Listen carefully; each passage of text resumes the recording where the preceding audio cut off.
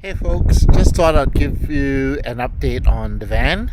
I have to say that on the whole I'm pretty happy with it. Generally the solar power system that I have, I've got three 200 watt panels on the top and 400 amps of battery. Now that the electrical issues have been resolved, the batteries are more than sufficient for my usage. I do have a 200 watt solar panel that I add to the array on days where I'm using the inverter to charge items like the drill batteries and items like that. The van itself has held up pretty well. I haven't had any issues, touch wood, with leaks. I haven't had any water in the barbecue toolbox up front. The pocket in the front, that was my own, so can't say anything about that. But generally the van itself has held up well. I've had the usual issues with latches shaking loose and not pulling itself tight, but these are items which have to be adjusted as you use the van, especially since I'm using it off-grid so much. What I have done is I actually leave the awning winder here, and all I do is put a rubber band to keep it from flapping around in the wind. That works really, really well. Of course, when we are traveling, that goes into the tunnel booth. Now, the awning itself, I know that the Fiamma F45 gets a pretty bad rap. However, I have actually been really happy with it after I've gone ahead and done the mods which I found on the forum, and that is adding a tent pole. I've taken it a step further, not only by adding the tent pole, but I've got an LCD strip down here. I hold the end of the LCD strip under this tie. I run it all the way across and up through the center catch. I believe that might be a rafter catch that is ready on the awning. So I've got strips, lighting strips, starting from both ends. They meet in the center. I just go ahead and wire it directly to the 12 volt and I plug that in during the evening when I want to use it.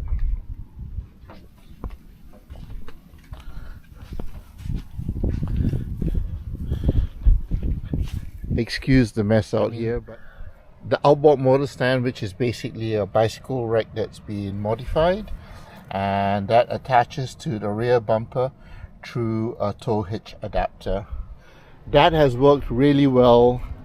It does get really dusty, and that's why I invested in an outboard cover.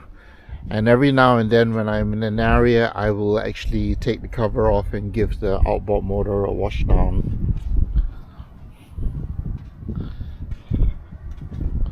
Just to give you folks a quick update in regards to the water heater. The bush fix that I did seems to have worked. The sail track that I put in place the first time is still holding. The other two tracks that I added later when I got to Broome are also still in place. So we have done about 150 k's of corrugation and it's held up. It's given me a bit more confidence, and I think I will go ahead and do the gib. That's the good news. Unfortunately, however, in the gas storage, we ran out of gas in one of the cylinders, and I switched it over, and this valve over here, when I turn it to the other side and switch on the gas tank, I've got a leak. And I tried to see if it was just a loose fitting, but the fitting is tight, but it's still leaking. So I've gone ahead, I've had to switch the bottles over. The empty one's now in the back and the full one is over here. This hose and fitting seems to be working all right. That tap seems to be okay. So I'm going to try and see if I can get someone to take a look at it, but I suspect that it's going to have to be after the gib. On the whole, I have to say that the van has been quite well put together. I believe things like the water heater, the electricals, all of that is done by outside contractors, and that might be out of Crusader's control, but you know, it is something that Crusader should check on. We're out in Awning and the wind is blowing a little bit, and I've got to say that the Fiamma F45 awning that comes with the Hurricane gets a bad rap. Yes, I agree, it's not as strong as some of the rest, but with a couple of simple mods like putting in a tent pole and just securing it with a proper strap securely in the ground, it holds up pretty well. Yes, it flaps a bit, makes a little bit of noise, but it is blowing about 24, 26 this morning, and so far it's held up alright.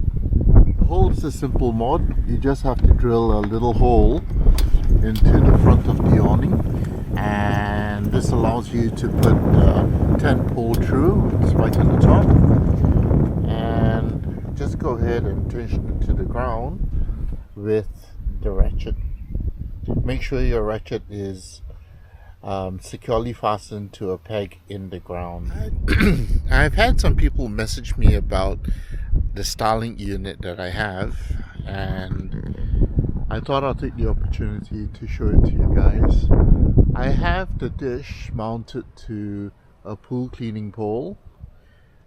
I just run it down to the drawbar. I've got a jockey wheel clamp on it. This is the same clamp that I use for my electric jockey wheel mover, as I have to maneuver the van into a very tight slot at the house. The cable runs under the van, comes out through the side. I've got waterproof RJ45 fitting over here, and it's been modified with shielded connector. The wire goes into the van through the TV hatch, and I'll show you the inside. On the inside of the van, the RJ45 cable comes through the TV hatch under the seat, and I have it connected to the unit. This unit is done by Explore WA. Paul Trappett, if you need to contact him, is the person to look for. I believe that this unit is a Wi-Fi 5 unit. He's got the new Wi-Fi 6 units, which have a remote on-off switch, which is a great idea. I think well worth it. Give Paul a call if you're looking for a unit that's nice and compact. This is the entire unit. Power supply, modem, everything. You just connect the Starlink dish to this and you're set to go. I used to use one of the big fold-away fireplaces, but I came across this. This is a fireside fireplace, the Trailblazer, which is the smaller version, and it takes up very little room. The thing I like about it though is if you were to buy firewood, this is the maximum length of the firewood in the pack, and it fits exactly into the fireplace. So it's real convenient to light fires. You can go ahead and stack up the wood.